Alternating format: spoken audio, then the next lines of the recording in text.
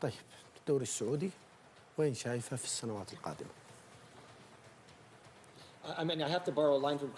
أريد أن أقتبس كلام كريستيانو رونالدو أن هذا أحد أفضل 5 دوريات. نحن أفضل رابع دوري من ناحية الأرقام والرواتب. نريد أن نترجم ذلك أن نحافظ على سقف الرواتب من هذه الناحية، ونريد أن نحافظ على المواهب، والمواهب ليست على السعر الغالي، ولكن المواهب أن تأتي لنا وأن نزيد من ملكية القطاع الخاص والاستدامة المالية وجلب مجموعات دولية لإدارة الأندية. أعتقد أن سنرى هذا الدوري سوف ينتقل من هنا إلى هنا بشكل سريع، ونرى له صدى عالمي. لأن احنا متعايش مع الدوري من سنوات. لما أتذكر مثلا إيش اللي صار في السنتين الماضية، جنون ترى في كرة القدم، جنون بالنسبة لنا.